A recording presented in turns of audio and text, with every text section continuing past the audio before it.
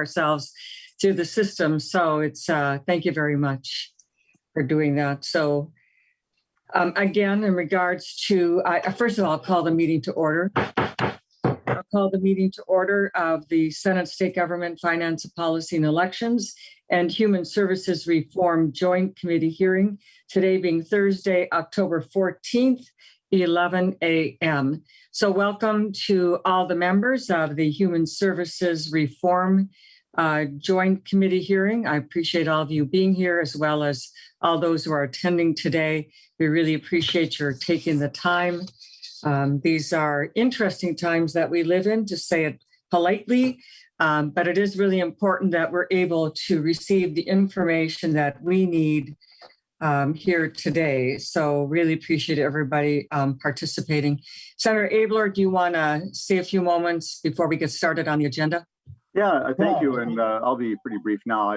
We all have a lot of questions, and I want to just kind of note, I don't know that we've ever had a human services and state government joint hearing. So this is a little bit of history.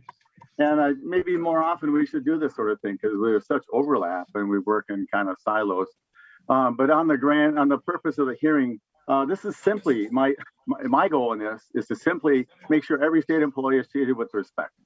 And they are just universally hardworking, employees of ours, and we don't have enough of them, frankly, and we want them to hang around and do their jobs. They're good at what they do. They're dedicated. And it seems in this matter that a number of them have not been treated fairly.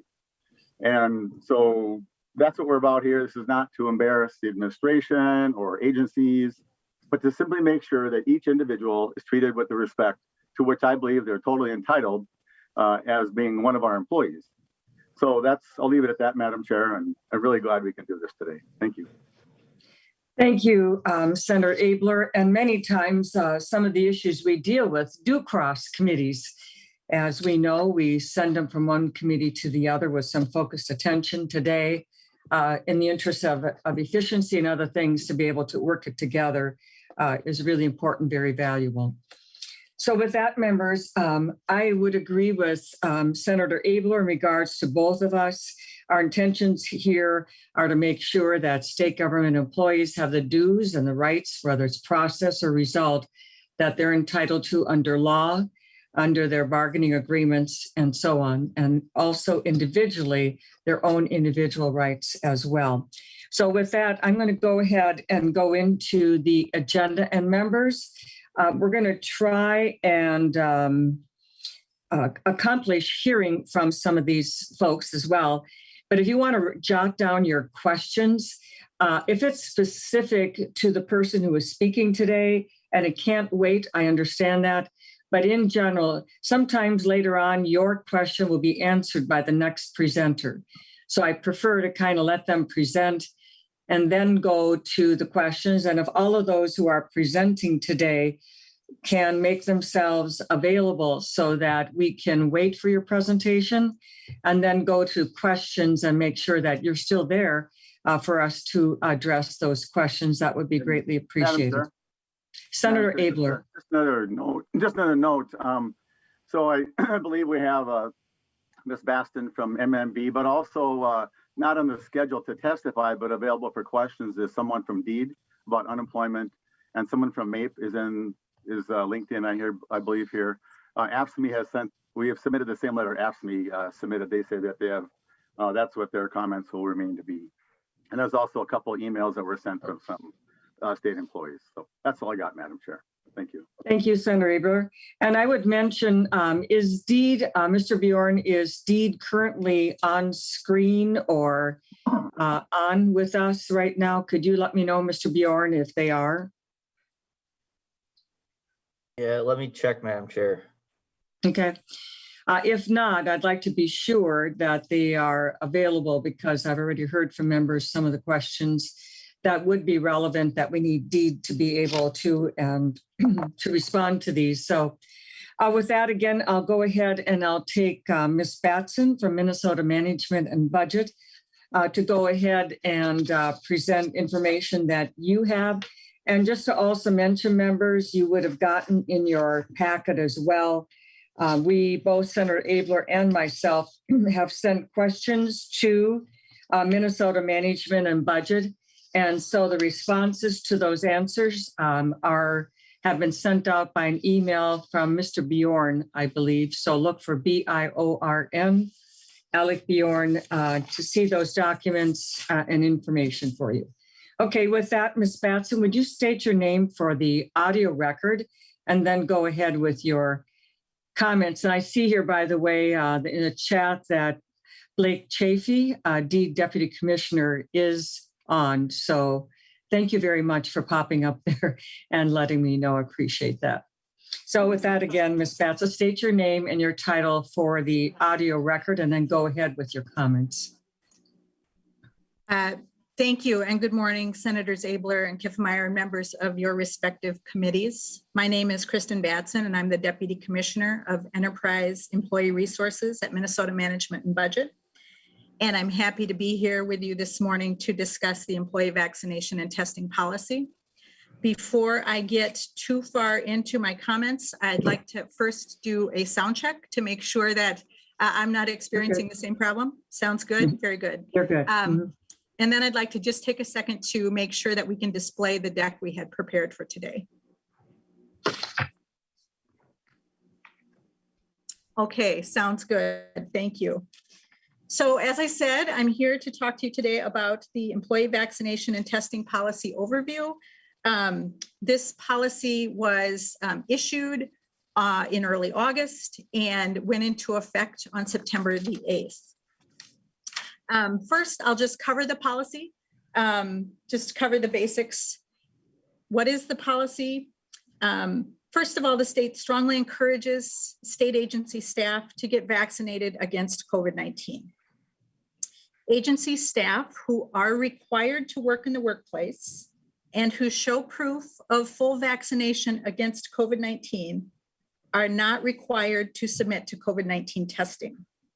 However, state agency employees who must work in the workplace and are not fully vaccinated against COVID-19 must undergo COVID-19 testing on a weekly basis. So why is this policy important? Unfortunately, the COVID-19 pandemic continues to be an unprecedented health challenge to our state. As we all saw in the news today, our hospitals continue to be stressed to the limit by COVID-19 cases, and ICU beds can be scarce in parts of the state. This is, of course, not an ideal situation. The COVID-19 pandemic is still very real in our communities. As an employer, state agencies have a responsibility to provide a safe and healthy workplace, both for state agency employees and for the Minnesotans that we serve. Consistent with OSHA guidance, requiring regular COVID-19 testing for employees who have not been fully vaccinated against COVID-19 will mitigate our risk to employees and to the Minnesotans that they serve. A few comments on how the policy is being implemented. The enterprise policy was created by MMB and it's being implemented at the state agency level. So state agencies are responsible for adopting and communicating the information to employees, contractors, vendors, volunteers, and interns. And as I said, the policy was issued in August, but not implemented until September, so that there was ample time to inform folks that this policy was going to be implemented. State agencies are also responsible for administering and paying for the testing at least weekly on an on-site or off-site testing facility. State agencies are also responsible for paying for all screening testing that's required by the policy. And agencies are also responsible for maintaining the completed vaccination attestation forms that their employees complete. This policy is not without its challenges. Developing and implementing an entirely new policy for more than 36,000 employees that are located throughout the state is not without its challenges. I'll also comment on the unprecedented nature of this policy. There is nobody working in state government right now that has experience implementing a policy like this. These are unprecedented times for all of us. The policy requires the implementation of processes that are new to both agencies and employees. And the state's employees are geographically diverse and have a number of different job functions. State employees live and work across the state of Minnesota. Their work settings vary greatly. Some work in offices with hundreds of colleagues. Some work in very remote locations by themselves or with just a few colleagues. So the logistics of getting the testing and making testing available in all these different locations was a lift, but we got that done. And this policy involves a significant volume of new information to communicate to employees. And that has also been a challenge, and we continue to work at that challenge every day. We've been working hard to make sure that employees have answers to the questions that they have, and they do have a lot of questions. Nevertheless, after the first month of implementation, we are making daily progress in implementing the policy and in gaining employee compliance. We continue to work with state agencies, with employees, and with our labor partners to facilitate compliance with the policy. Those are the end of my prepared comments, and I'm happy to take your questions. Okay, if you would stop your screen sharing so I can go to questions. Thank you very much. Senator Utke, you get to have the first question. Thank you, Madam Chair. And my question would be, we talked about, or we heard about the mandatory weekly testing and et cetera. How is this enforced, and what from MMB, what do you see as, for those that are, there's going to be a lot of employees that just say flat no. Number one, I'm not telling you anything about my medical history, and I'm not going to comply. What is your plan for them? Ms. Batson. Senator, we are using the progressive discipline approach that has been established in our collective bargaining agreements for a very long time. And this is also referenced in the policy itself. And progressive discipline involves coaching, a lot of coaching and answering questions. And employees also have access as part of the progressive discipline approach to what's called a Loudermill hearing, where they have the ability to tell their side of the story and get their questions answered before they experience any discipline or being placed on no pay status as a result of this policy. So the policy does contemplate the scenario that you suggest, and there is a process in place for agencies to respond to that. Madam Chair, if I could follow Thank you, up. Ms. Batson. Senator Utke. Thank you, Madam Chair. And just a quick follow-up, and then I'll be done for now. You referenced the bargaining agreement that's in place, but it, I'm sure, doesn't have anything to do with a mandatory testing like this. This has to be a subject totally outside of anything they would have thought of or had in language. How can you tie the two together? Ms. Batson. Well, our collective bargaining process contemplates a progressive discipline process, and that is negotiated with our labor unions at the time of collective bargaining. And this policy then references that process that was agreed to and is in place. Thank you, Ms. Batson, but I would add to that, though, I think what Senator Utke is getting at, though, is that discipline process has never been used before for something personal like a vaccination. Is that correct? To my experience, that is correct, Senator. So using something in the bargaining unit, which was designed for something totally different, and now it's being used for vaccinating and putting people in this situation, I think there's a real disconnect between that. But I will let Senator Abler go next, and then I'll call on Senator House. Senator Abler. You're muted. Senator Abler, Senator- unmute. You're muted, Senator Abler. Got a face for radio and a voice for print. Sorry. So I have a lot of questions, but I'm going to limit to about two, just a short comment and then two questions that have not been discussed before. And I want to thank the AFSCME and MAPE for doing what they can. I think this is a novel circumstance. It's untested waters. And I've heard from a lot of people that unions are trying hard to properly, I think, defend their individuals, and they find themselves hamstrung by a Loudermill hearing, which is not a real hearing. It's as Ms. Batson said, it's a way to tell your side of the story or ask your questions. And then you have to do the thing or you're going to be in punishment. My concern is about treating employees equally. I only got into this because I was contacted by state workers. And so if you tried earlier to comply and be a thoughtful state employee and ask questions and didn't sign right away, you got put into a category that was in the other category, in which case you weren't allowed to get free tests and you were sent home until you could come back with a negative test at unpaid leave for which you could not use, I believe, vacation and other monies. And so pretty much these individuals that have modest pay, often in the middle $20 an hour, can't make their rent. And currently there's some people that have been somehow managed to weasel around the system and haven't signed anything, but now they're signing and they get a free test and they get no docking of their pay. And it seems grossly inequitable.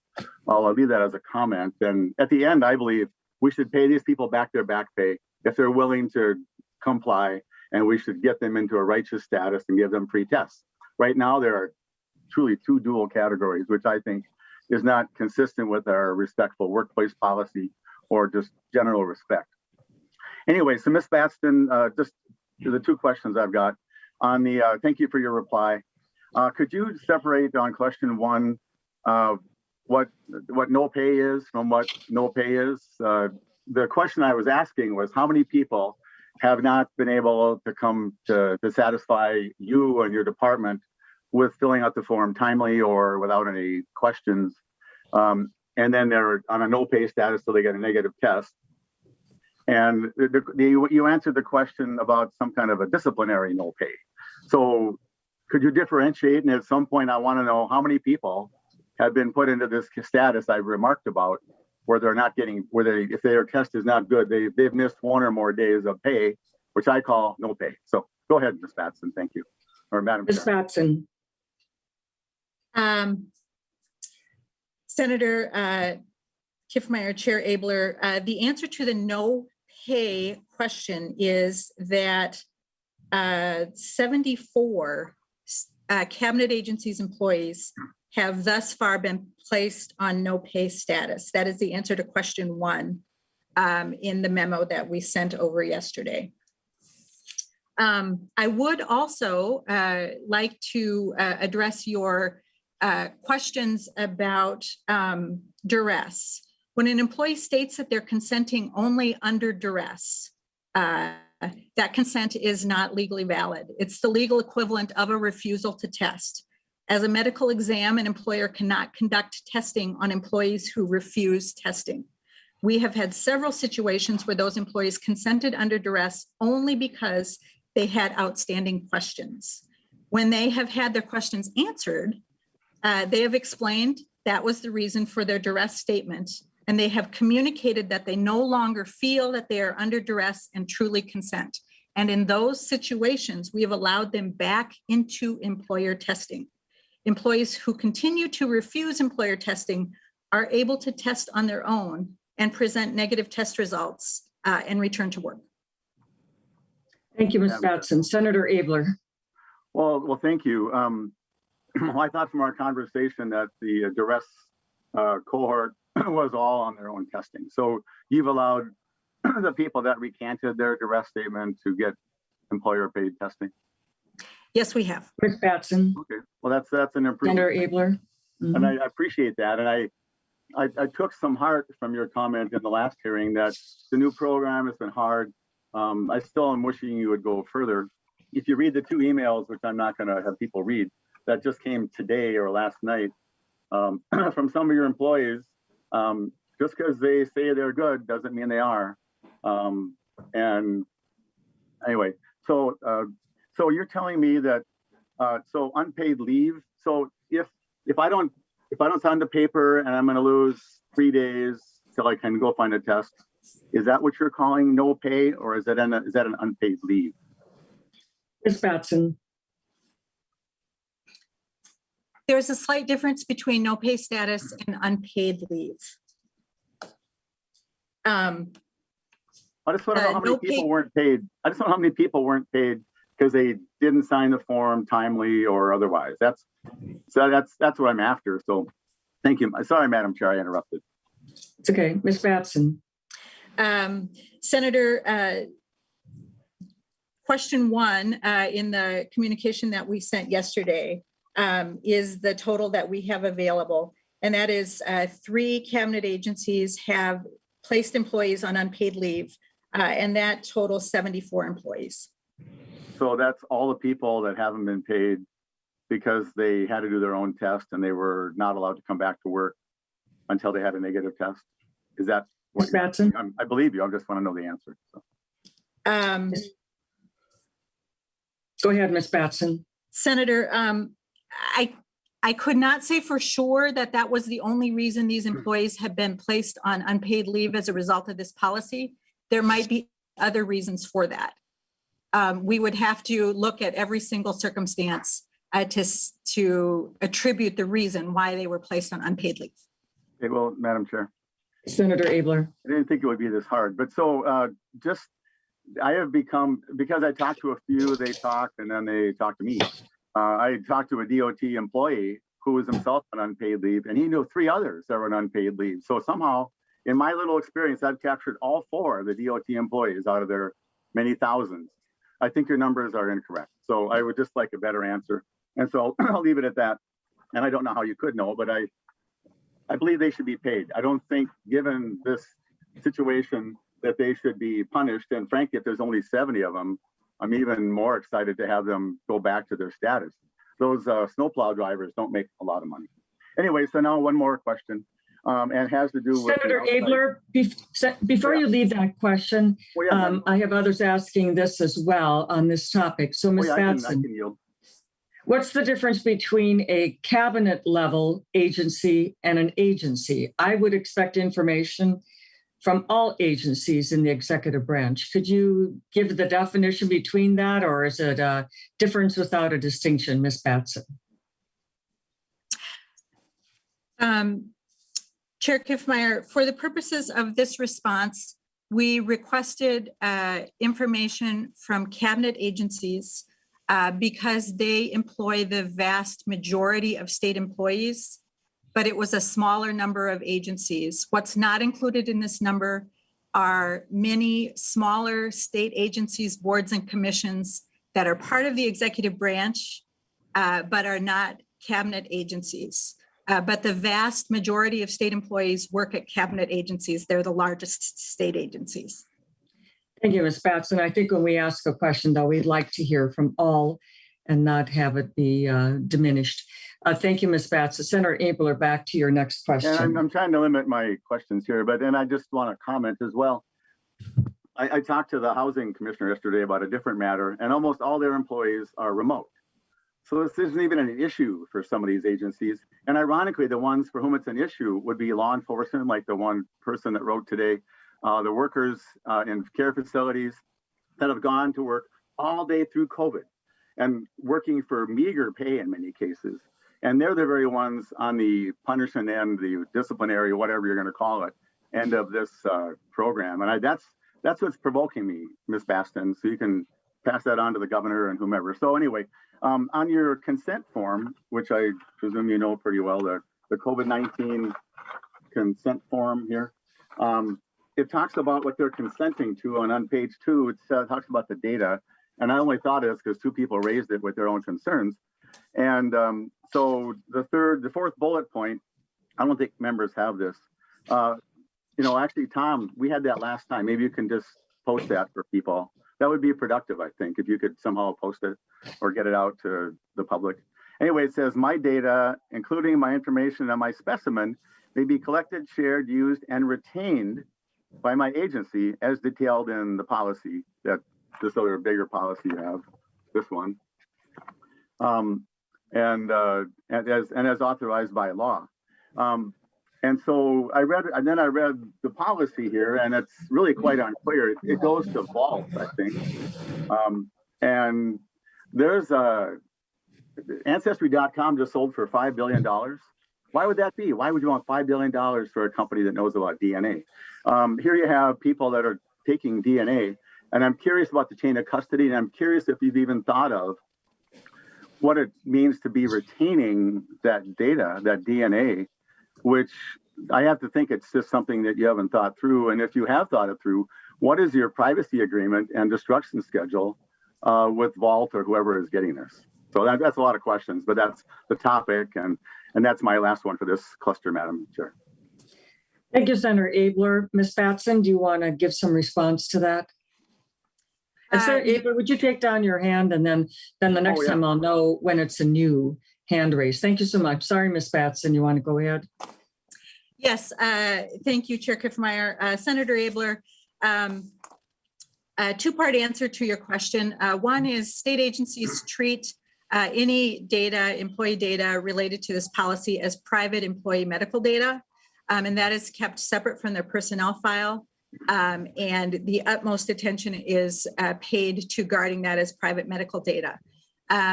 The questions that you had concerning Vault's treatment of the data, I do not have that information handy, but we could get that information to you from our contract with Vault and get that to you after this hearing. Thank you, Madam Chair. Thank you, Senator Abler. And I appreciate that. And I know you can't think of everything, but I do think this is a significant gap in they've given you, by signing this paper, which I will predict many people just said, fine, I'll sign it. What did it say? I don't know, something about testing. They're unaware, I bet, of that idea that's going to be retained. If you remember the discussion about blood spots and about what happens with juvenile testing or infant testing, and it's a big deal. And now in this era, it's not a minor matter. So I will appreciate you paying attention to that and seeing what indeed Vault might do with this. So anyway, thank you, Madam Chair. And thank you, Ms. Senator Batson. Abler. I appreciate you coming there and sitting there so bravely, and admire your work. So thank you. Thank you, Senator Abler. So Ms. Batson, on that topic, I just wanted to continue a little bit since we're on that topic. And I just want to ask you on this attestation form, okay? On that form, my understanding, it also says there's some rights or some things you give up. So it's not just, I am not vaccinated and I will agree to testing. Could you tell us what the other conditions are that they are signing to on this form? Ms. Batson. Chair Kiffmeyer, I do not have the form handy. I could get that either now or after this hearing, but I wanted to ask whether you are asking about the vaccination attestation form or the consent for testing. Both of them.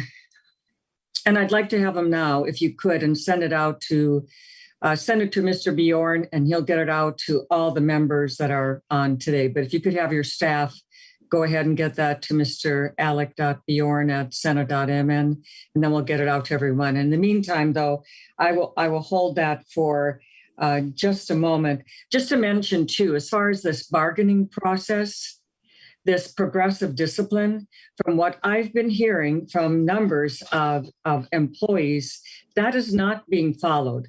They're going for, oh, you're not signing the form, boom, then you're on unpaid. Or duress, maybe a louder male hearing, you're unpaid. This whole process that the union has really set up, if you're going to do that, from what I'm hearing from these employees, that is not the case. They are not agreeing that you are giving them their rights in accordance with the union contract. Could you respond to that, Ms. Batson? Yes, Chair Kiffmeyer, I have not heard that. So every employee situation is its own situation, but that has not come to my attention. Well, I think, Ms. Batson, the reason why they don't is because anybody who does say anything, we're hearing this frequently, as Senator Abler mentioned, they're feeling that any voicing of that or any questioning of that,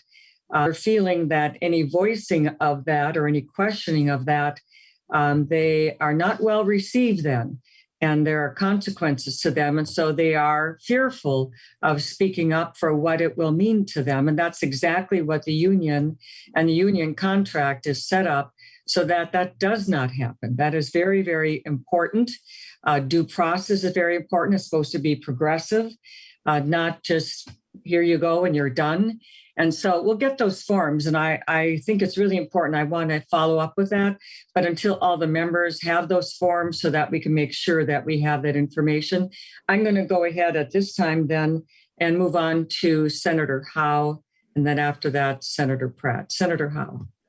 Well, thank you, Madam Chair. And Ms. Batson, thank you for being here and standing up and taking these questions. But and in light of the previous comments, I agree that these are unprecedented times, and but I cannot agree with the process, because if this is not a term and condition of employment, I don't know what is. And I think to go down this road should have probably been bargained separately.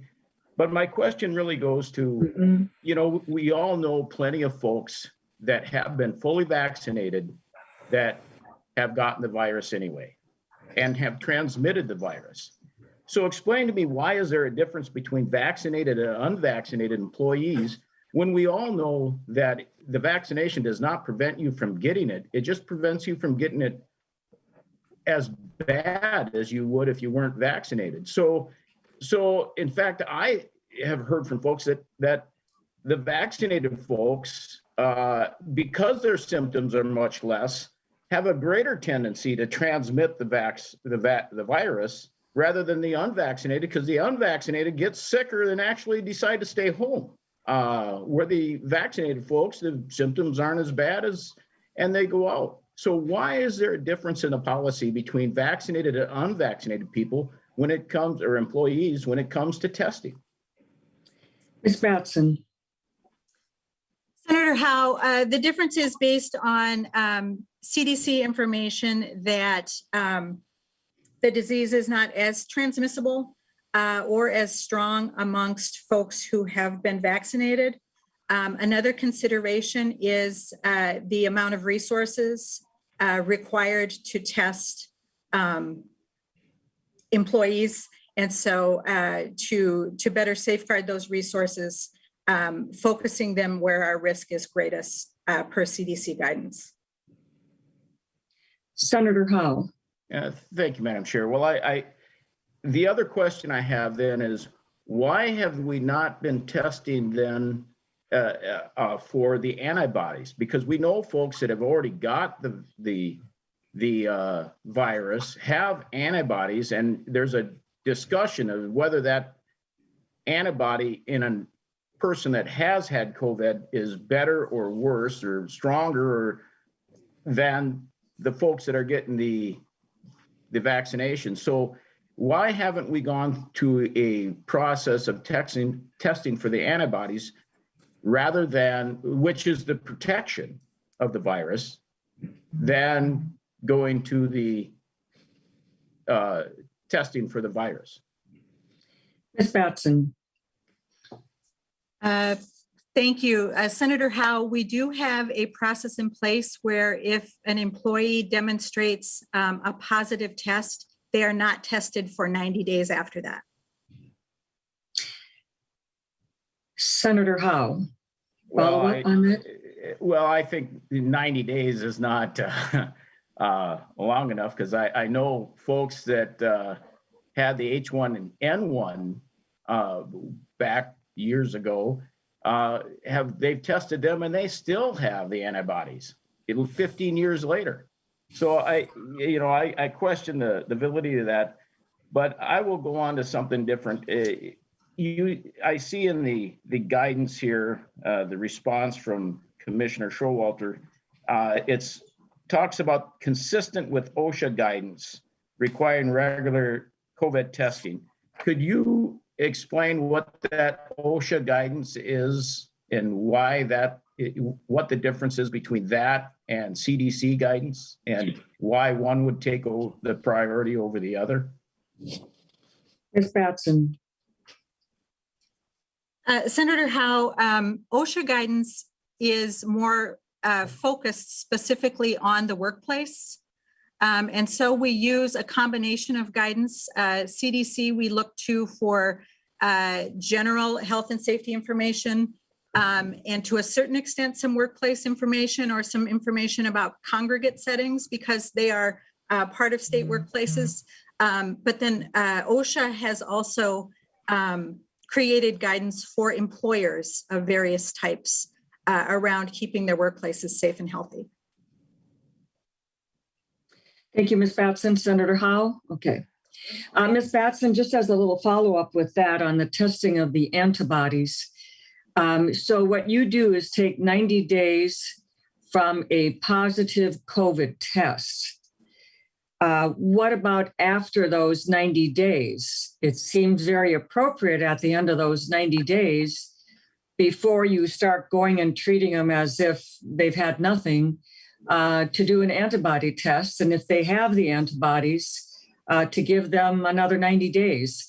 That just seems logical. Could you respond to the post 90-day and antibody testing after that, Ms. Batson? Chair Kiffmeyer, that is not part of our current protocol.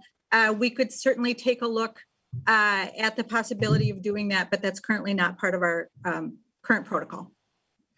Thank you, Ms. Batson, because one of the ways that we know whether antibodies work and how long people have them is testing for them.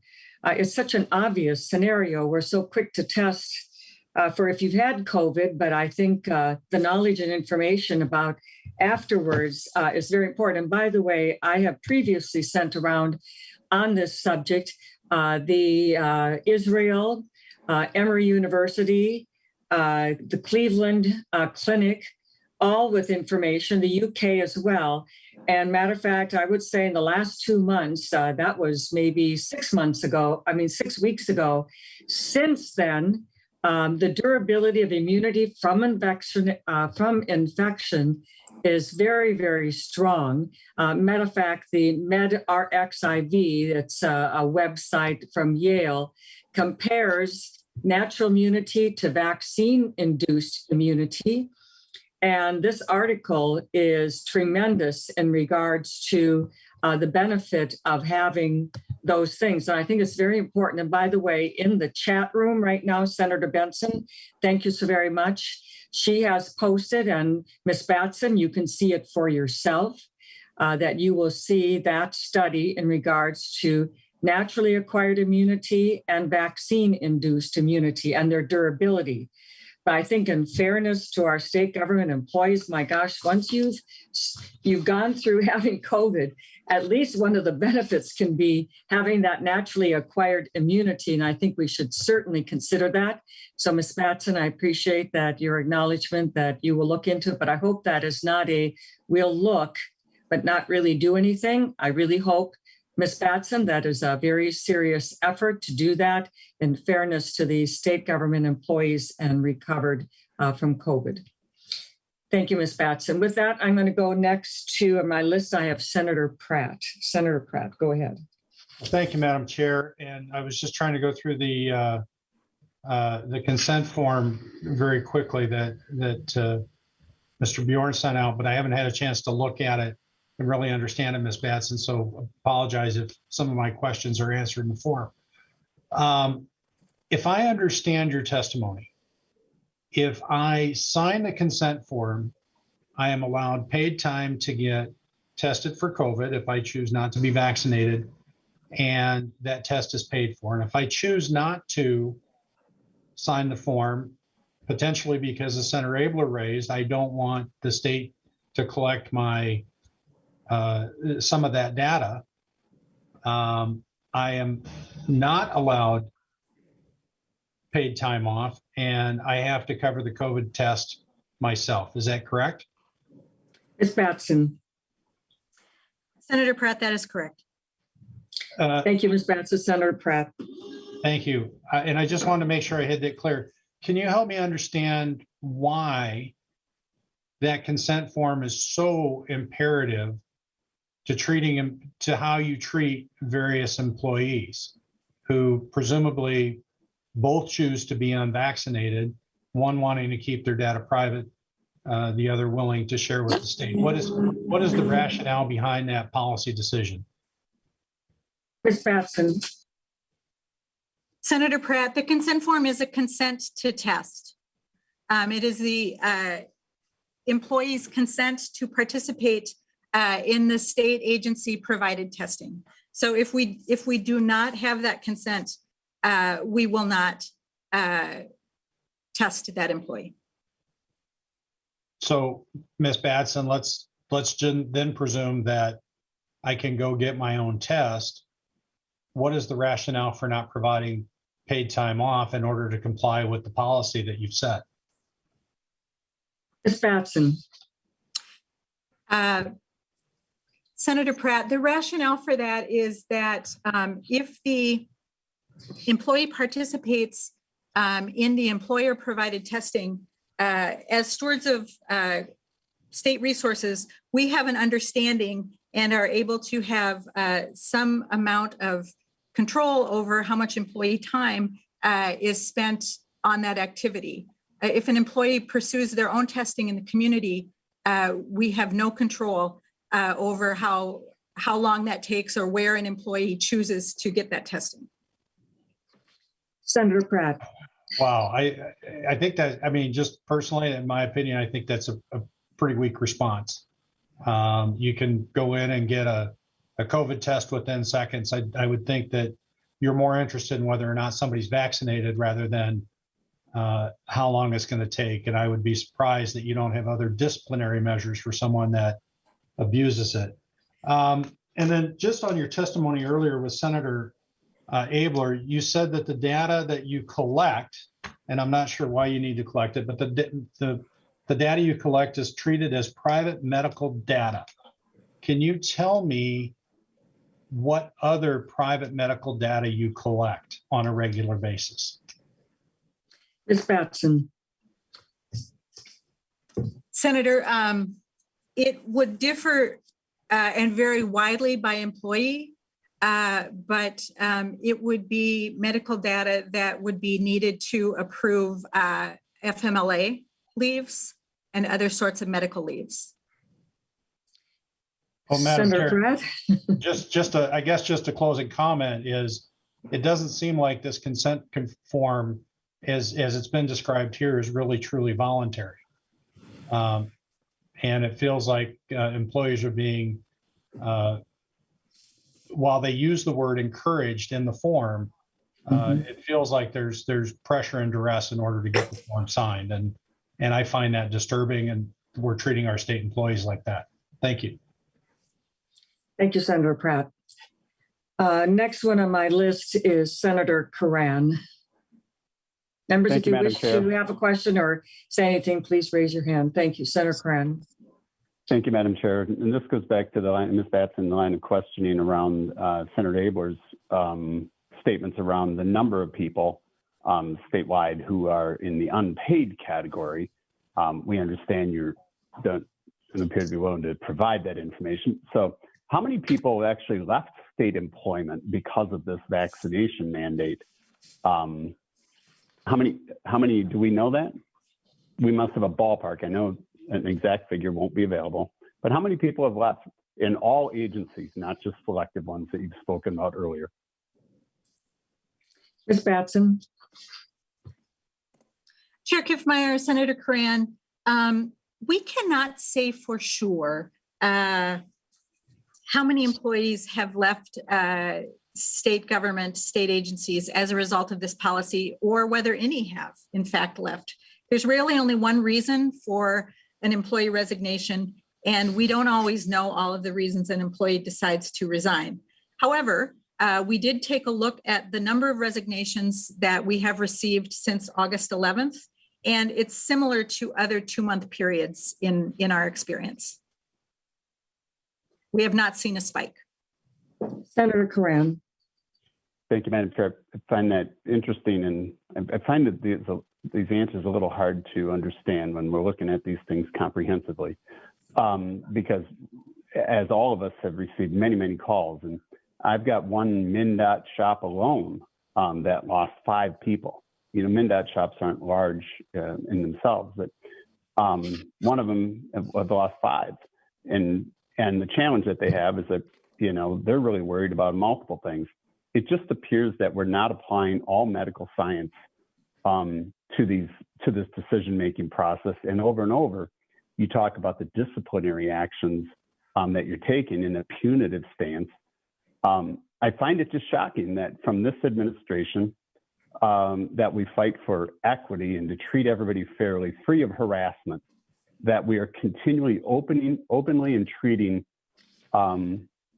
people who may have medically proven immunity equal to anybody who's chosen a vaccination, and that we're treating them as second-class citizens. I don't understand how you can say and take the tact that we are fighting for equity and again for a hostile-free work environment. Clearly, you're holding their paychecks at risk, not utilizing every aspect of medical science to implement this policy, and it certainly seems punitive to a good section of our employees. And I don't understand how the unions are not taking a stronger position, or that that we don't recognize that we now have a government-sponsored harassment of great employees under this under your COVID and vaccination program, without studying all of the medical, including all of the medical science and the data necessary to make good decisions. It just keeps leaning back towards it more as political science. And we have to get that out of there in order for us to gain trust across the board. The information that's withheld from us is challenging, and we have to include, and to just discard it to say that you're selectively using the CDC information, which is appropriate or fits your motives, as well as, or not motives, but the goals and or the OSHA standards that conveniently fit. Totally ignoring the complete medical science as it relates to this disease and how we can operate a safe work environment. I think it's unfair how we're treating many of the employees. Senator Abler has mentioned it before. As it relates to the pay, pushing people in the selective term of parsing out pay and unpaid, or however you defined it, is also troubling. From the very people who negotiate contracts who have many reasons to utilize their existing earned sick and annual time. As a state employee, they should be able to use it any way they choose. That's within the existing contract, and you're cutting them off of those opportunities in such a punitive way that's hurtful to them and our workforce. So I find it troubling. And so I'll leave it one last question. So of the costs, it looks like the you know, and again, in the MnDOT people that I'm hearing from, they're concerned to their budgets, what the costs are going to be and how they're going to bear those. And what is the financial relationship, or how do we intend to pay across the state line or across all state agencies for these costs? Is that coming out of the federal dollars? Where is that coming out of, or is it coming out of their existing budget? They're trying to figure out how they're going to pay for this in the long run. Ms. Batson. Chair Kiffmeyer, Senator Karan, the cost of them, the tests themselves are reimbursable by FEMA, is our understanding. So agencies will apply for reimbursement for the cost of the tests themselves. The cost of employee time spent complying with the policy, or employee travel related to the policy, is covered by state agencies. Senator Karan, any Thank other? you, Madam Chair. Thank you, Ms. Batson. Nope, thank you. Okay, all right. Thank you very much. Senator Howe, you have another question. Go ahead. Thank you, Madam Chair. Ms. Batson, when, you know, I think there's a discussion here about the no pay status and the unpaid leave status, and I think you used both those terms almost interchangeably, even though we know there's a difference between the two. In state statute, it says that if you're in an involuntary unpaid leave of absence for 30 days or more, you qualify for unemployment. So is this the state's way to circumvent employees from being able to access unemployment? Is that the purpose of changing it to a no pay instead of an unpaid leave of absence? Ms. Batson? Ms. Batson, Chair Kiffmeyer, Senator Howe, no, that is not at all our intent. The difference has to do with accruals and co-pays during the no pay status. So no pay status is different from unpaid leaves. And the difference, as I said, is accruals. No pay status is an active payroll status. And so the employee continues to accrue other sorts of leave.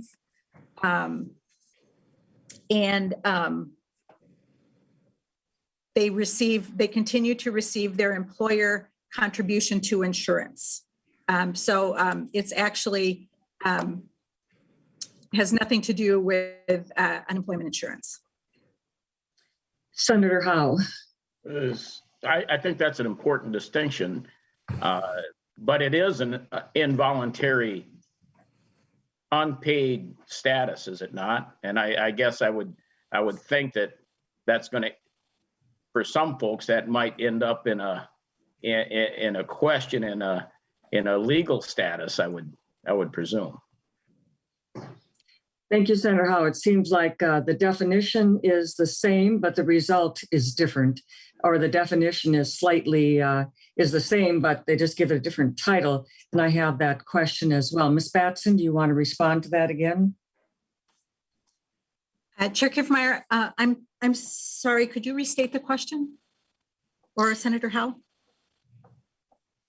Well, you made the distinction between Senator Howe talked about the statute after 30 days in an involuntary unpaid leave. I can't remember just quite what it was, Senator Howe, but then that statute says they were eligible then for unemployment.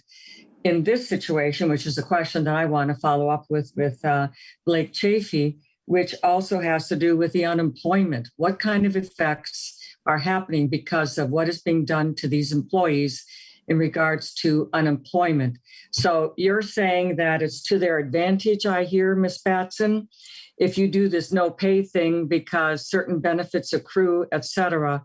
On the other hand, the unemployment is a many months lost to them than this accrual. So I'm not confident in why that's happening, but if that helps you to address to give us more information, Ms. Batson, go ahead. Chair Kiffmeyer, Senator Howe, there could be many reasons why an employee is on unpaid leave. The no pay status related to this policy is specific to this policy. As I said, on an unpaid leave, the employee does not receive employer contribution to insurance. If we put these employees on unpaid leave, they would not be able to continue their insurance. And so the no pay status was pursued to be helpful to employees in this situation. Senator Howe, did you want to follow up with that? Yes. So thank you, Madam Chair and Ms. Batson. So this no pay status was developed, as you just said, for this situation, and it doesn't apply to anything else. I find it hard to believe that this isn't not a term and condition of employment that should have been bargained. I can't believe that in your own ambition now that this was something that was developed specifically for this COVID deal, and we didn't bargain this. We just implemented it through policy. Is that what I understand? Ms. Batson. Chair Kiffmeyer, Senator Howe, we viewed this as an employer policy. as a management policy, that management had the right to promulgate under PELRA. And we have heard from unions, and we've had some meet and confers and to address aspects of the policy. But we have not bargained that yet. Senator Howe, if you don't mind, I have a attached question to what you are asking. Okay. Ms. Batson, there is a process called, I think it's a memorandum of understanding. When something comes up that is after a contract has been signed, memorandum, I think, of understanding that is an addendum to the contract, the usual bargaining contract. Did you go through that route, or did you do this just totally by management? Ms. Batson. Chair Kiffmeyer, we did not use the memorandum of understanding process for this policy. So, Ms. Batson, you didn't think that applied to this situation, even though you're using the contract itself in discipline to implement it? Ms. Batson? Chair Kiffmeyer, we did not. All right, that's disturbing because there is a way for you to do that. I'm just going to, I appreciate all the questions with members. I just want to comment, though, in particular again, that there's no testing of antibodies.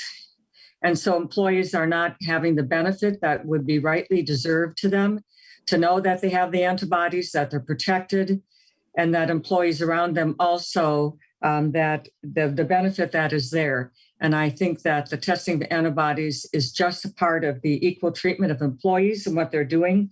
I'm also bothered by the fact that you don't test the unvaccinated, that you don't test the vaccinated, when we know that they are transmissible and can still get COVID. In the best interest of all employees versus the transmissibility of it, and then also at the illness of it and the transmission thereof. It seems that in fairness to employees, the vaccinated should also be tested and be able to have that benefit to them, and their coworkers have benefit to them. And especially when the cost of these things, we have the ARPA money, plenty of federal money to cover these. But most importantly, as you mentioned, while this would be a cost to do that, I would put the employee's health first before considering this cost. And certainly the fact that both ARPA and FEMA and federal funds are there, and insurance and a variety of things to cover these costs. But most important are the employee's health. And so not testing the vaccinated and not doing the antibody testing is what I feel is a really not fair treatment of our employees and giving them the real kind of health protection that we are actually talking about today. But in what's being done or not being done, I don't think is in the best interest of those employees. So I'm hoping, Ms. Batson, and I understand Commissioner Showalter is on the line here on a phone call. And I would like to ask Deed about unemployment, but if Commissioner Showalter would rather have a few words to say at this point, especially, I would be glad to have him be able to address that issue now if he would like to. I'm asking that question in front of everybody. I'm not sure if the commissioner is still available. I am. Thank you, Madam Chair. Can you hear me? There you are. Yes, I can hear you. Thank you. Okay, great. I appreciate it. Yeah, I appreciate the chance to come before the committee, and I appreciate the interest in the vaccination and testing policy. I got to say that the discussion today about how we implement and how we make it work for state employees and how we make it work for Minnesotans is really important. And there are obviously, this is something that we keep on learning about and keep on developing procedures and understanding how to do it better. But the overriding importance right now, and I hear it on a daily basis, is how do we help people avoid getting infected? And how do we do anything that we can to continue to sort of balance the cost, balance the timeliness, so that we can avoid more people in hospitals. On a daily basis right now, our care settings are overrun. And we are at an infection rate that is alarming. We're at a place where we're still trying to sprint.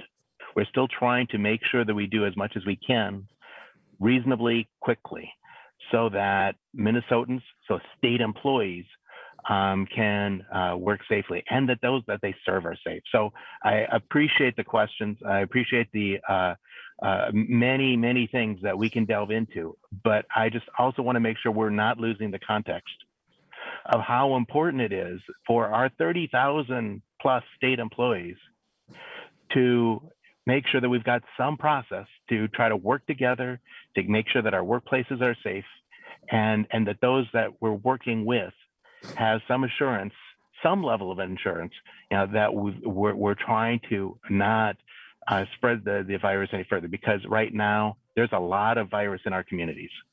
And that is obviously concerning to everyone on this committee, and it's concerning to everyone at MMB, and we're trying to do what we can to make sure that our workplaces are safe, or at least safer, given the facts.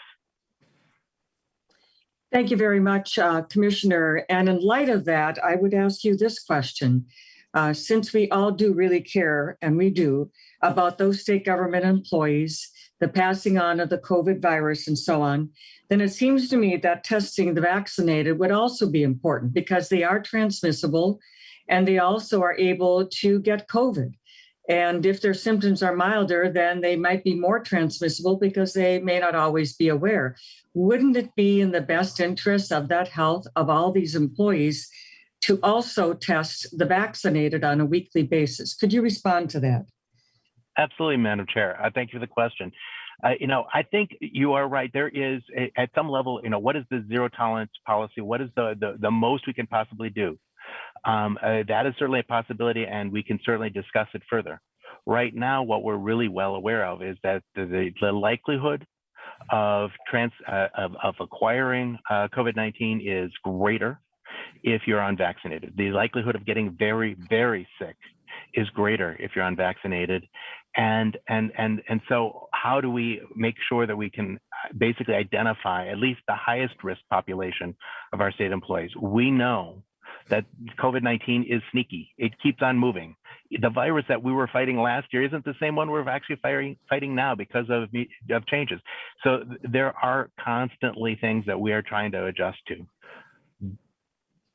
But Thank you, Commissioner. as you talked, Madam Chair, even the implementation of the testing that we're doing for the small portion of state employees is a lot of logistics. It's a lot of effort, and obviously state employees have a lot of concerns about how do we make sure that this works for everyone. Thank you, Commissioner. I appreciate your good words there. But when you're not testing the vaccinated and using cost as an issue, when there is a substantial amount of ARPA money, FEMA money, et cetera, and so forth, in the best interest of all the employees, it seems that we're missing an opportunity there to benefit them and their health. I would also like to ask you, Commissioner Showalter, appreciate you taking the time to be with us, in regards to testing for antibodies. To be fair to all employees, if they test positive for antibodies and they are offering that protection through the recovery from COVID, that they have those antibodies, wouldn't it seem fair to state government employees to test them for antibodies instead of putting them through a great deal of this testing when they are already protected, and their coworkers as well? Could you respond to adding testing for antibodies as also part of this process, Commissioner Showalter? Absolutely, Madam Chair. Thank you again for the question. A great question. And obviously, in the couple of minutes that I've been on the call in the meeting, I've heard that concern. I've certainly heard that from private conversations as well. I am not a scientist by trade. And I don't know that we have many medical professionals on this discussion right now, but we do rely on the best science that we can get. And we also know that this is not a great one-size-fits-all situation. You're absolutely right. The level of immunity actually varies by individual. Depends on the severity of their disease, many different things. So our implementation is as straightforward and simple as we can do it, and understand the concerns that you raised, Madam Chair. Thank you, Commissioner. One way we will know and help with the science is to test for antibodies. Then you can gather the information and have a greater sense and help the scientific world. I'm just amazed at the very simple obviousness of testing for antibodies meets such great resistance and seems to be ignoring the science, not of us, but of the science of the studies that was in the chat box, Emory University, Israel, Cleveland Clinic, MedRx as well, investigation, and more studies that are coming out all the time that naturally acquired immunity is much stronger and is being proven to be so, the UK as well. And so for us to keep neglecting and ignoring the actual studies and science that is out there and not do what we can in Minnesota, either in contributing or helping our state government employees to know this situation is kind of a bit puzzling to me that we wouldn't even obviously go there. It doesn't take a PhD degree in chemistry to kind of read these other studies, do that, and respond to that. With that, we do have Senator Utke at this time. Senator Utke, I'll have you go next. Thank you, Madam Chair. And this is for the Commissioner. Just one of the comments that Commissioner you made was our care facilities are being overrun. And I just wanted to correct that somewhat in the fact that I see the state with your policies that you're implementing heading in that same direction. And that is you're going to have employees leaving the workforce because they're not going to put up with these policies. They're not going to be tested weekly and go through all these things because like Madam Chair Kiffmeyer has talked about, we're not testing for the natural immunities and all these other things which would make them well qualified to stay in the workforce. But our medical facilities, which are out of your hands, are doing some of these same things. They're forcing their employees to either be vaccinated or tested, or in some cases even put more pressure on them. Well, they're leaving the workforce. Our care facilities aren't in most cases being overrun, but they're at or over capacity because they've got such limited workforces. They can't take on any more patients. They've got many open beds in a lot of our rural facilities. I've had more than one or two, just a handful of people stop me at various points and say, we were just in the hospital with friends or whatever, and they're the only ones in there. And it's because they don't have the staffs to take care of the rest. So they're basically doing very little because they don't have the people to treat the people that walk up to the door. So I just wanted to correct that. And I see you heading down the same path. If you're going to have people, you're forcing them out of the workforce. And you go, well, we can get somebody new, but what does it cost to bring someone in any of our businesses? There's a huge cost to bring somebody in, train them, and get them up to speed to the caliber of the person that just walked out because of a policy like this. So I guess my encouragement is to take in all of the above approach, using the natural immunities, using everything possible to make this user-friendly to your employees and keep them around, because you're going to see a lot of them exiting. So with that, it was just a comment. Thank you. Thank you, Senator Utke. Senator Carlson, would you like to go next? And then I'm going to go to Mr. Chafee, no matter any other hands that are up. I just want to be sure and respect his time as well. Senator Carlson, go ahead. Thank you, Madam Chair. I have two questions that are primarily for Ms. Batson. And Madam Chair, what I'd like to ask is first, can you provide a timeline of how an employee is subjected, let's say, to what this sequence of events are? For instance, asking for a consent, then accepting the approval or refusal, and then maybe notifying them that they are under the possibility of being a unpaid leave, and then the Loudermill hearing, because I see in the response you have there that there were so many people that have had Loudermill hearings, and then it wound up being unpaid after that. And I'm wondering, is there an unpaid before that hearing? So I just want to understand, how much time does an employee have to either comply, not comply, get their questions answered, and so on?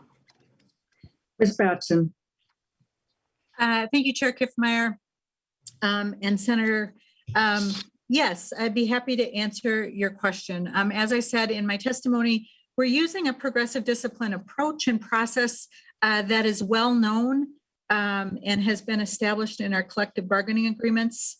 We are using a Loudermill process and hearing for before both the employee being placed in no pay status and also before any discipline. So the way that the timeline works in most cases is the employees were asked to provide the attestation of vaccination by a certain date. Then those that did not were asked to sign the consent and given some time to do that. Once the consent was signed, then the employee was asked to schedule time for testing or to test at the appointed time provided by their agency. If they did not, then they would receive a Loudermill letter and a hearing. After that hearing, if they still did not comply, they would be placed on no pay status. And during that status, they would receive non-disciplinary coaching.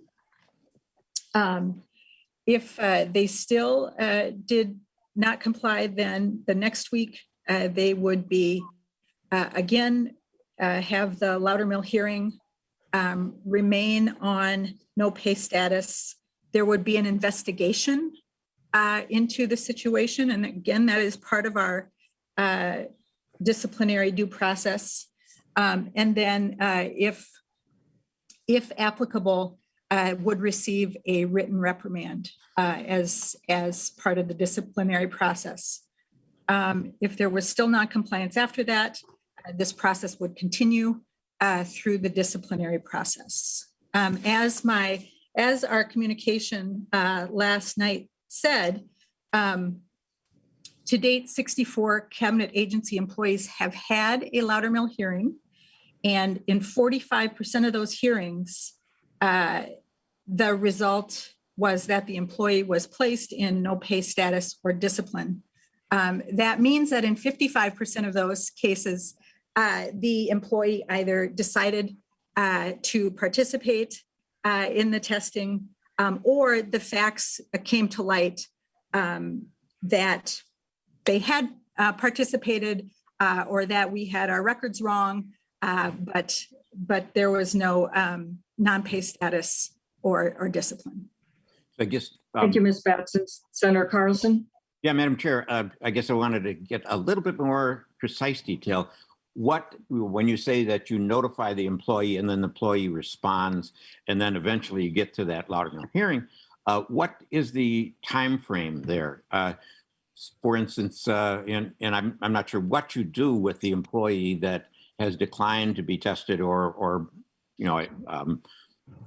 let's see, verify that they've been vaccinated. But are they paid during that time? Number one. Number two, are they allowed to come into work? And then how long does that period go where there's a dispute as to whether the information is correct or incorrect, and they finally do go on to an unpaid leave? What is the time frame there? Ms. Batson. Senator and Chair Kiffmeyer, I could not speak to every single instance, but the Loudermill process is scheduled so that employees have at least 24 hours notice before every step of the process. Senator Carlson, Yep. My other question is, what is the number or amount or percentage of employees that are under this mandate who have already been vaccinated? What number are we speaking of that have had at least their first injection? Ms. Batson. Chair Kiffmeyer, Senator, I don't have the exact numbers in front of me, but currently over 22,000 employees have complied with the policy either by being vaccinated or by testing. And I believe that about 18,500 have shown proof of vaccination, and the remaining are participating in testing. Okay. And Madam Chair, Senator Carlson. Ms. Baston, I've heard unofficially that we have 77.4% that have had at least one shot, so that the compliance is quite high. And I would imagine that that's changing daily and obviously going upward. So 77%, 77.4% have been at least protected to some degree and are under the process of getting completely protected. So thank you for your answers.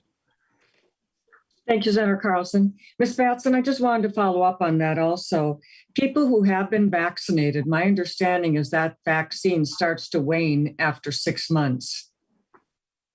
So what status do you consider people who have been vaccinated for longer than 6 months? Ms. Batson. Chair Kiffmeyer, we consider them to be vaccinated.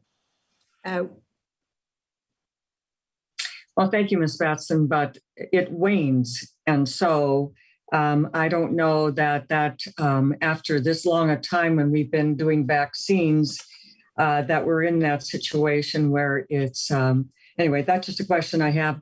I'm going to go next to, I see Senator Carlson. If you put your hand down, then I know I've come to you. Thank you so much. I appreciate that. And so Chair Abler, I'm going to go to you next, Senator Howe, and then Senator Wickland. Senator Abler. Well, thank you, ma'am. Just briefly, and I also wanted to just remind the chair that we have a testifier as well that we couldn't work into the last hearing. I'm so trying to I get know that to that, Senator anyway, Abler.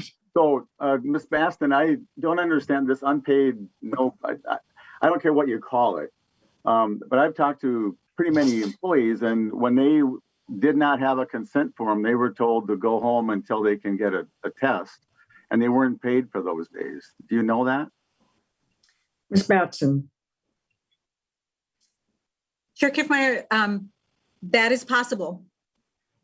Well, you just told us that people aren't not paid until they have a Loudermill hearing, and so I'm just trying to get this clear. These are the people I want you to pay back because they were trying or whatever. But so to Senator Carlson's question, people that ran afoul of agreeing to the form because of DNA or questions or what does unpaid leave look like or what my benefits, they didn't sign because they actually read contracts carefully, and they were then had to go get a negative test. They had to go find their own test, pay for it, and not come back to work until they did, and they weren't paid in the meantime. If that's correct, I just want you to say yes, and then I'll let the rest of it go. So thanks. Ms. Batson, I think we just need a real short answer here. Sure, Chair Kiffmeyer, Senator Abler. I would assume that those employees had a Loudermill before being placed in no pay status. We'd be happy to follow up with your office if you believe that you have other information. We'd be happy to take that up after this hearing. Madam Chair, I think there's a whole lot that have had that happen. So anyway, yes, I'm done for now. Thank you. Thank you, Senator Abler. But I think Ms. Batson brought up a good point. I don't think it's fair to say to us who aren't on here now when it is the job of M&B to take care of those employees. You are the ones who should go find out who was put on unpaid leave prior to a Loudermill hearing or prior to its being concluded. They are owed pay. And that is a job that MMB should do, not us as senators or anybody else. That is information that you have and that you can find out. And I would suggest this is something you should. Now, if there are others that come to us, we'll certainly pass that on to you, but it is your job in the MMB to take care of that. And I think you should do that. I'm going to go next to Senator Howe and then to Senator Wickland. Senator Howe. And members, remember, we have 2 testifiers. This will be a hard stop after Senator Wickland, and then we're also going to go to Blake Chafee. So just so you all understand. Senator Howe. Thank you for indulging my coming back with additional questions, Madam Chair. Ms. Bastian, can you tell us how many exemptions have been granted to the policy? Ms. Batson. Chair Kiffmeyer, Senator Howe, I cannot tell you that right now. I don't have that information. So Ms. Batson, you'll get that for us then? Chair Kiffmeyer, yes.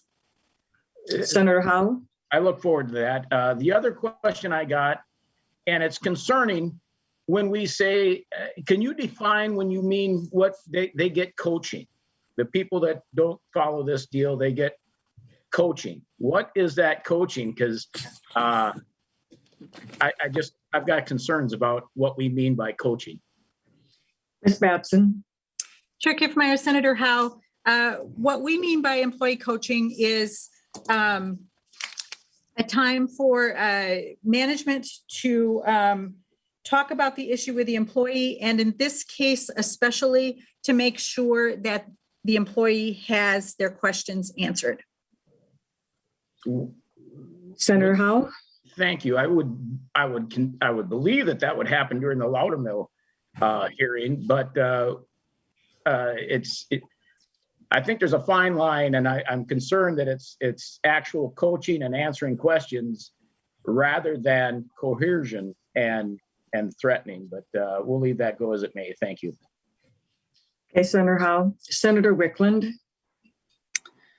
Thank you, Madam Chair. And I wasn't sure how long the hearing was going to go, and I don't have questions at this point, but I wanted to make a couple of comments, and I can wait till later if you want to get through the testimony, but I just wanted to be sure I had a chance to do that. Would you prefer that I wait, or would you like I would prefer that, Senator Wickland. And yes, the amount of interaction and activities here, but if you could, I would like to get to our testifiers and to Mr. Chafee, and then I will come back to you. All right, thank you. All right, thank you very much, Senator Wickland. So with that, we have 2 testifiers. We have Melissa Schultz.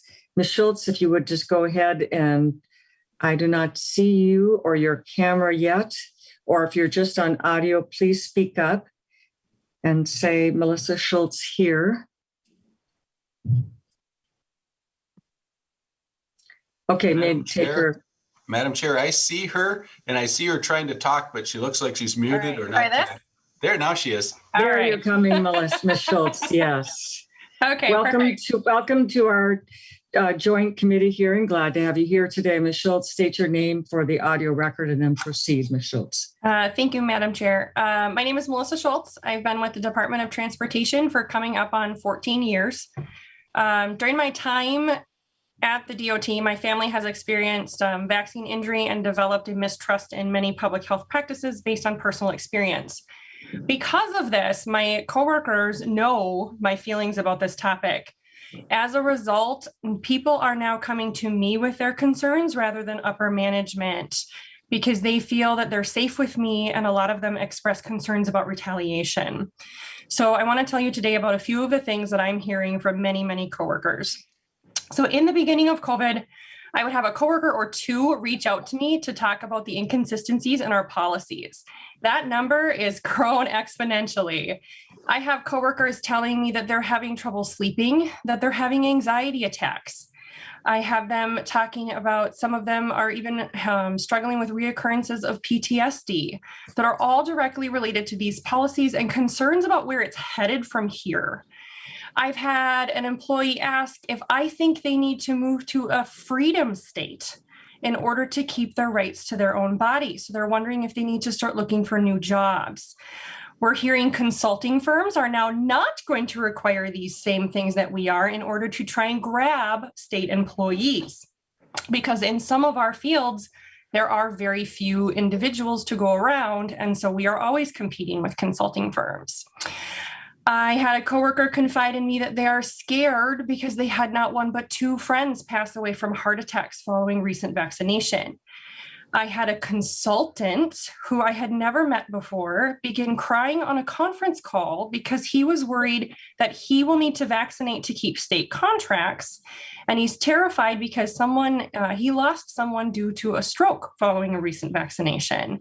Now, vaccination may not have been the cause for those individuals' deaths. However, that does not make the employee any less scared or the consultant any less scared.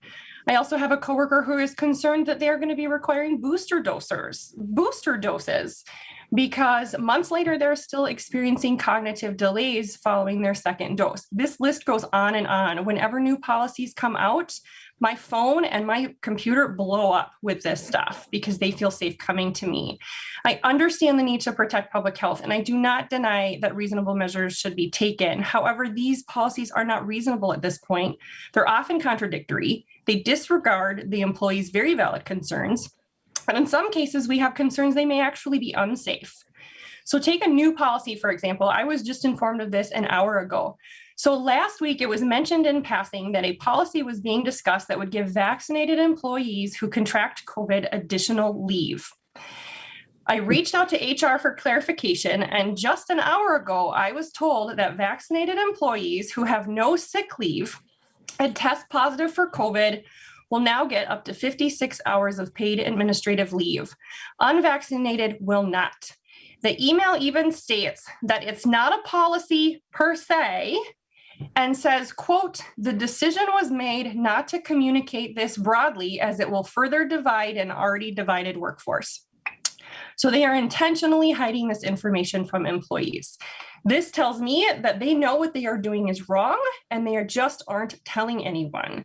Not only is this unethical, but the state is also openly admitting that they have a concern that vaccinated employees are also contracting COVID, yet not requiring equal testing of all groups.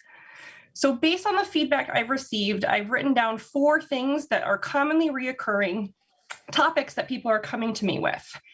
Number 1, please require that MDH require all breakthrough cases in Minnesota, not just hospitalizations. We're tracking only hospitalizations for a symptom reduction vaccine. That does not inform us how many fully vaccinated breakthrough cases are actually occurring in the low-risk groups that make up a majority of our workforce. We do not know the risks of vaccinated or naturally immune individuals presented in the workplace because we don't really have that data. The sharp increase in COVID rates, despite the relatively high vaccination rate now, is further causing employees to believe that the state is intentionally not tracking breakthrough cases to hide the fact that the vaccine isn't stopping spread. So if you want to increase public trust, we need to really have that data and have it presented to the public. Number 2, develop a plan to measure the effectiveness this policy has on reducing the spread of COVID in the workplace. We couldn't find any studies or data showing that frequent testing has any known impact on workplace spread. Does it actually make a COVID positive person more likely to enter the workforce because their recent negative test makes them believe their sudden onset illness is a cold? Also, our testing requirements in some locations are now placing employees in indoor public testing locations where they are more likely to encounter COVID positive individuals on a weekly basis. Do we have any data that shows that we are not actually increasing employee risk of contracting COVID? Number 3, justify why natural immunity is not being recognized. I know you've already talked about that. Take myself as an example. I've had COVID. I've had repeated indoor exposure because I began helping people with COVID. I've had no reinfection, and almost a year later, I still maintain high antibody levels because I got it tested just for fun to see. In reality, I'm probably the safest individual in my office, but I'm the most discriminated against because of the state's messaging and policies. every other Minnesota law pertaining to immunization, antibodies are allowed by those laws. Why not now? The state needs to justify to its employees why they are deliberately ignoring this group if they want to earn any employee trust back. And finally, number 4, perform an equity audit of these policies to be sure that we are meeting the state's diversity and inclusion initiatives. I sit on the Diversity and Inclusion Committee at both the division level and the office level. I have been incredibly disappointed that we have spent the last year talking about systemic inequities, yet we've completely ignored those same issues when creating these particular policies. Even today, the state dashboard shows vaccination rates in multiracial groups as low as 20.7%. This may be due to very valid reasons that should not be disregarded and not be forced using coercive techniques. Much of our student workforce comes from programs that are economically disadvantaged minority groups or individuals with disabilities.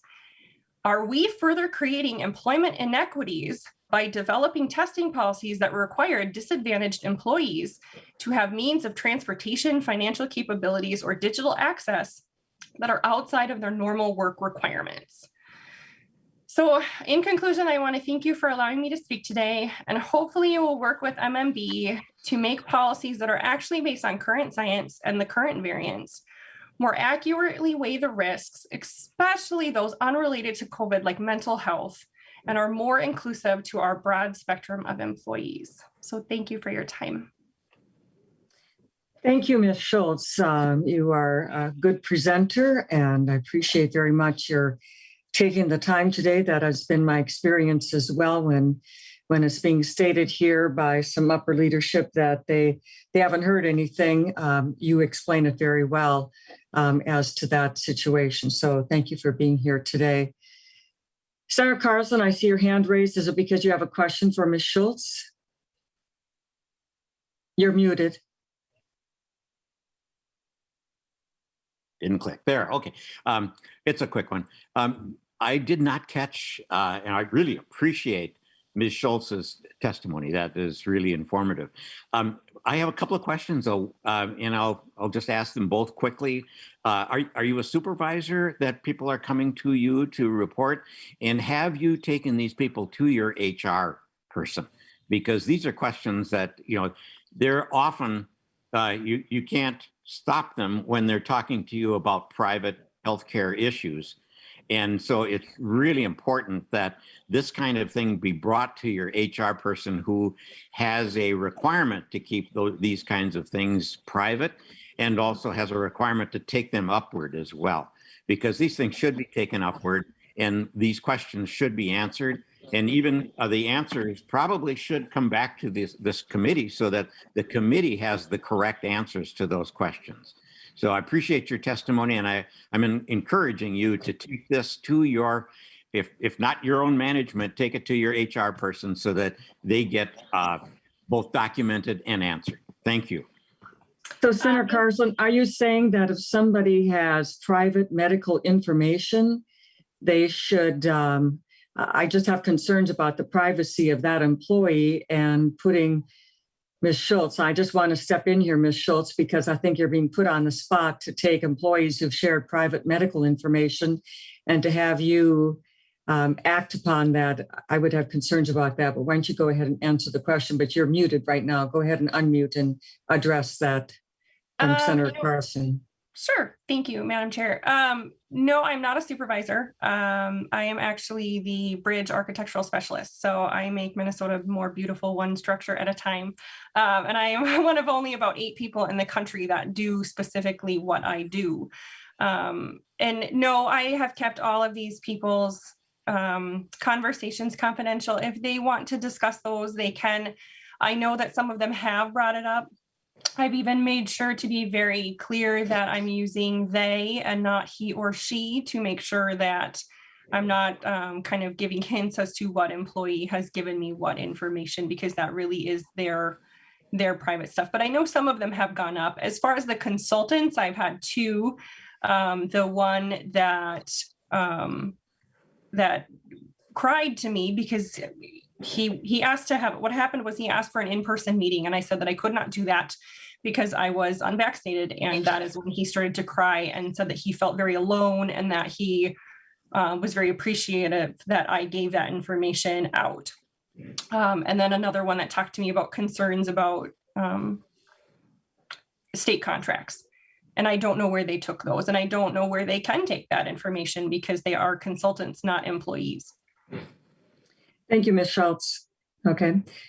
All right, then we'll go to our next testifier, and that is Leah Solo. And Leah, would you come on line and go on camera if you're able to? Thank you, Leah. There you are.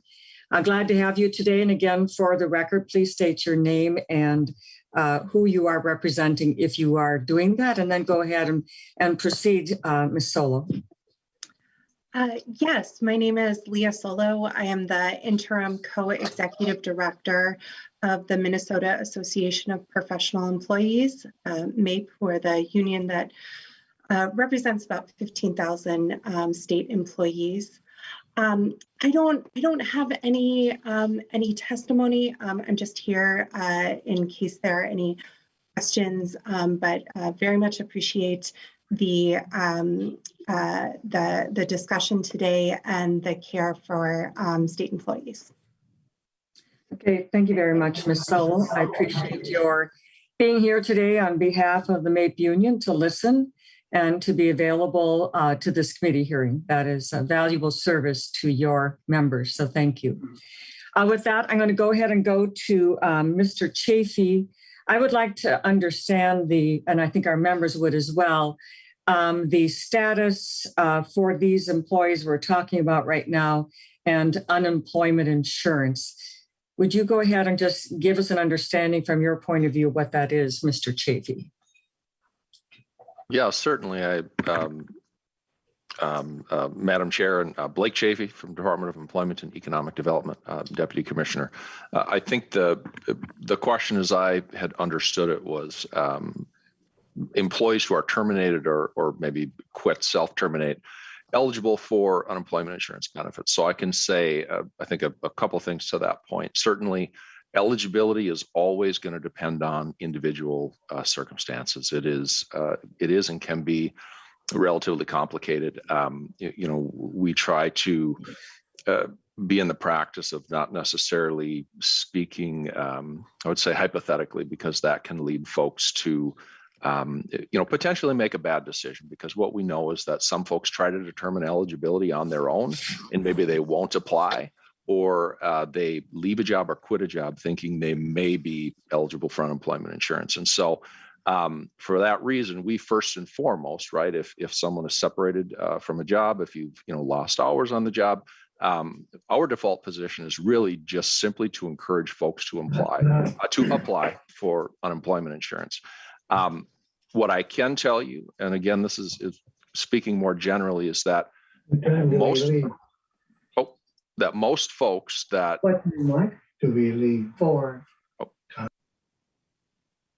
most folks that quit a job are usually disqualified from receiving unemployment insurance. Not always, but generally speaking, those folks would be disqualified from benefits.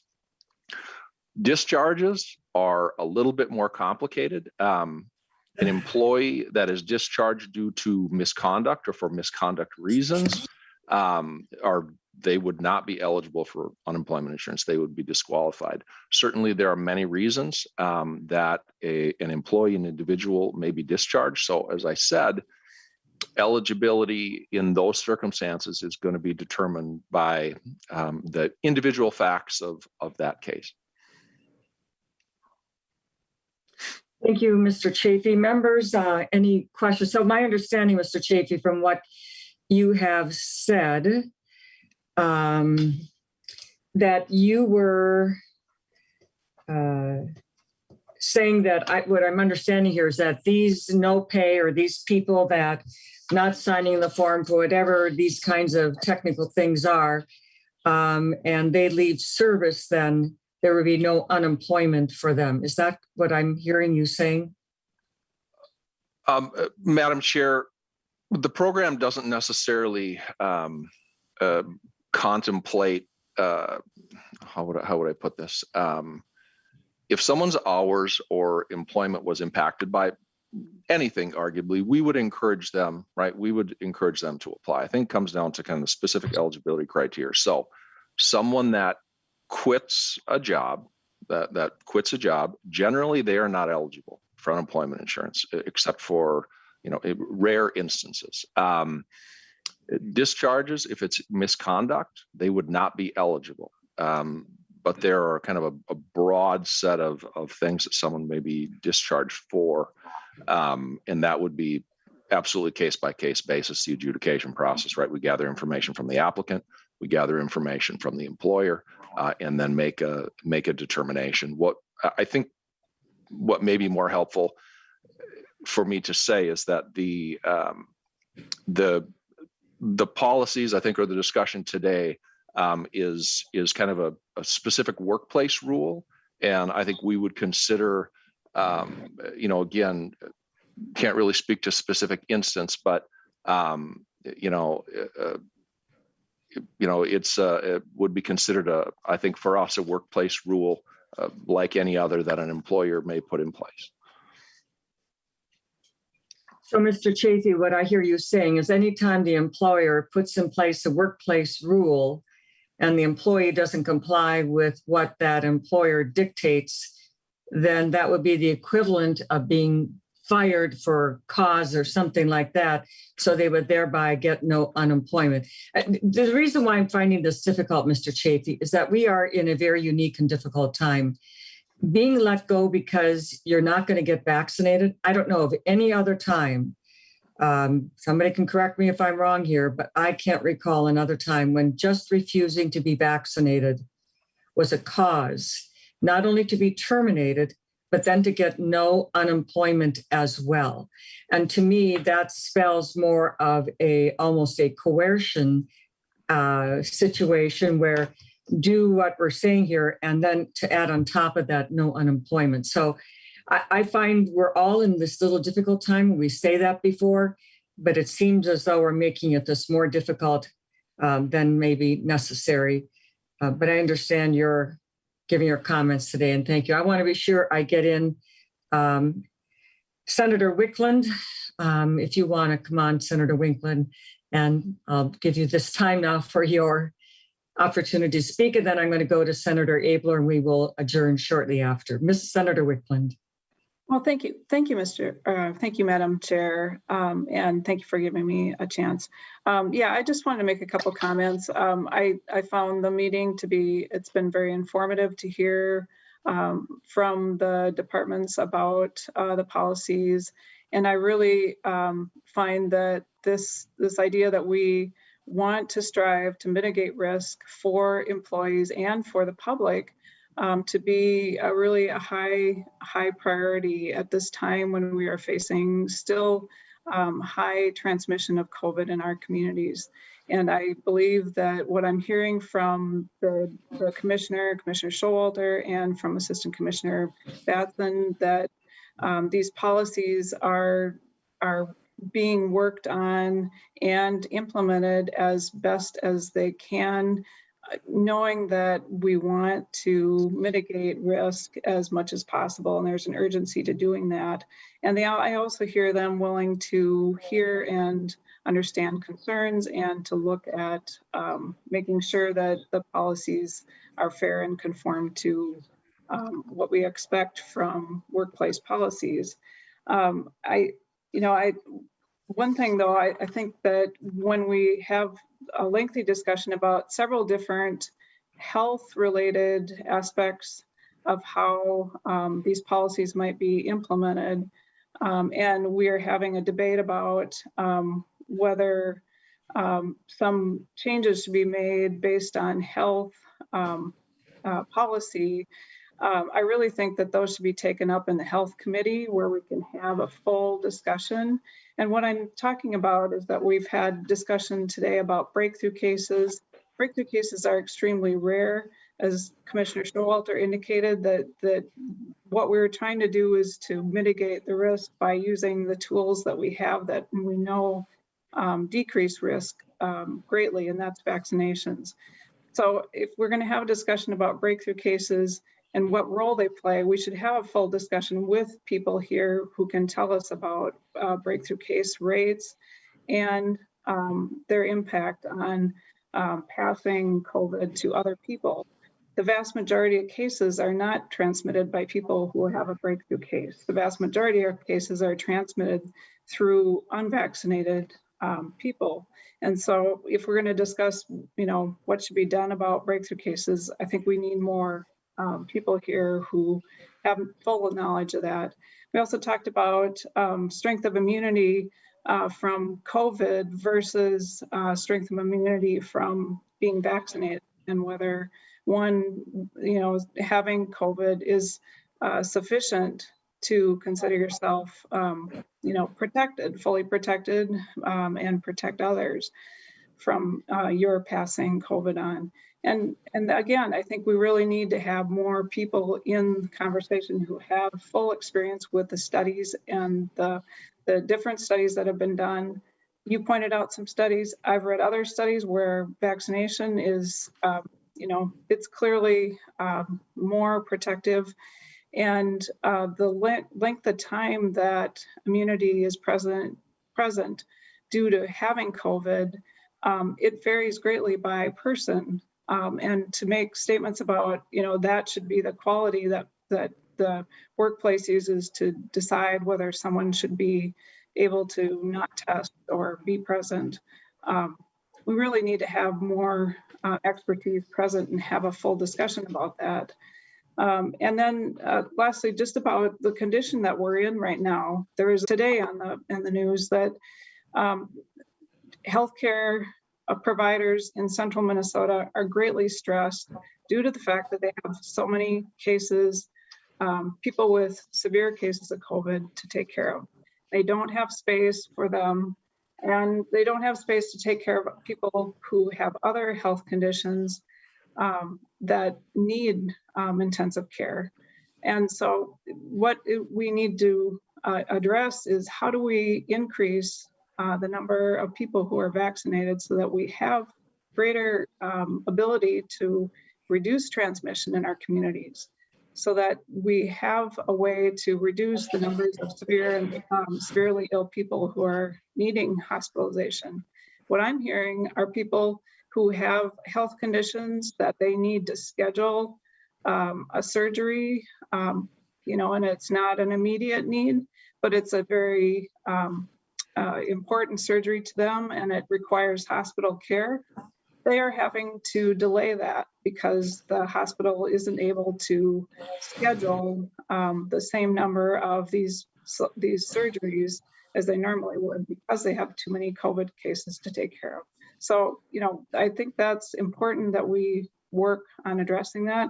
I would like to see discussion of these topics happen in the health committee, where we can have the appropriate research or people there to actually answer our questions fully. Thank you. Thank you, Senator Wickland. I'll remind you, though, Senator Wickland, that on the topic of our agenda, today we do have a joint hearing with the Health Services Reform Committee. So we have included in many of those members also on HHS, and that would be a wonderful topic for the future, but we are very focused today on using the employee. That is the job of our state government policy finance committee, is to deal with issues, state government employees, Minnesota management and budget, and this is the appropriate committee for these kinds of things. But yes, of course, the topic will tangentially affect and is important for the fact that the topic of the COVID testing. And so fairness to all employees is what we've talked about. I think we're very, very appropriate.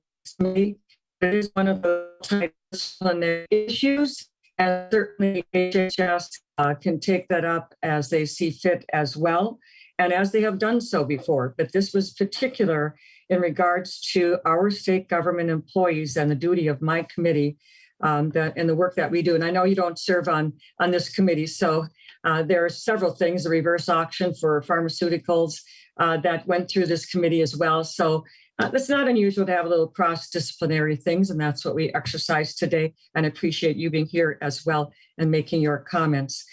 With that, I'm going to go to Chair Abler to make final comments. Then I will close the meeting and we will adjourn. Well, Senator thank you, Madam Abler. Chair. And yeah, I think this was a really good hearing. I think we heard a lot of stuff, and I appreciate the bipartisan discussion about this. To me, this has never been a parochial or a partisan matter. I think this thing should have been bargained. St. Paul is in the throes of bargaining this very topic. I think there's a model to go there for the sake of the AFSCME and the MAPE unions. I think that they were, I don't know. So just to summarize, this is about treating employees correctly. And Commissioner Showalter and Senator Wickland, your points about high rates are certainly very, very valid, and the concern about that. But just because there's a high rate of a disease doesn't mean we should mistreat our employees or treat them unfairly. And I think just because this was rolled out from the administration without hardly any input from any of us, I don't know if any of the members in this committee were involved in that on either side of the aisle, I suspect not. And the unions weren't involved. Here comes the policy with a few bugs, and some people have suffered great consequence. And I still am going to urge, I don't know who to urge, MMB, the governor, but that every employee who wants a free test from the state should get one.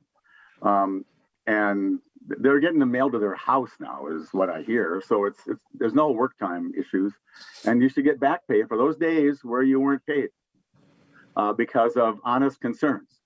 And I think that I just got to commend Ms. Schultz. I have not had the privilege of meeting her in person, but I was glad to meet her on the call today. And I think that what we've got, governor says follow the science.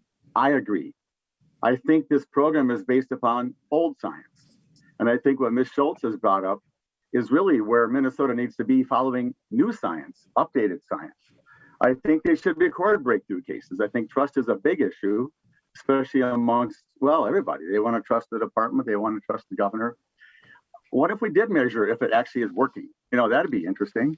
And I do think that if you read very much across the whole global data, there's all kinds of discussion about the strength of natural immunity and the waning effect, particularly in seniors after even 4 months of the other immunity. And we should discuss that elsewhere. I'd be happy to do that. But that's the trend. That's why the boosters are coming.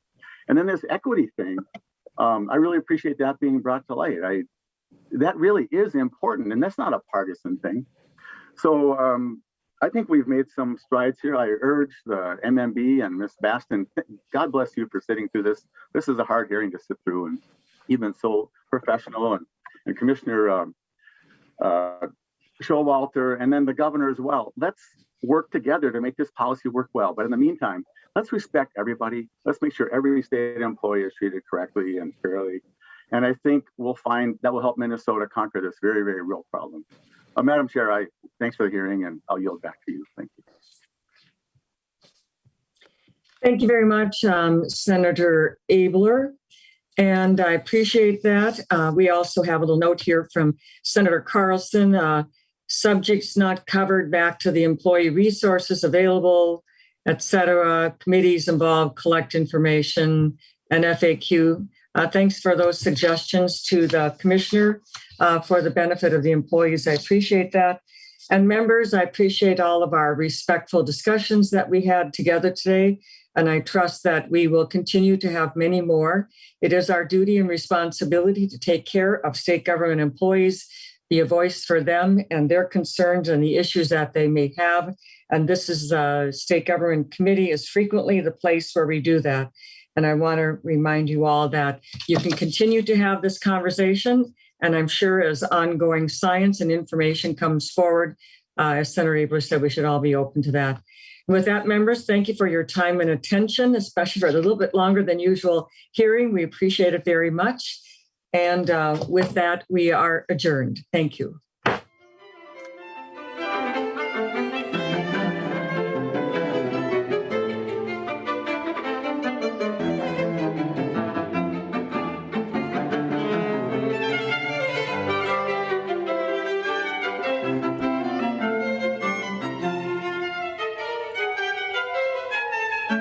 Bye.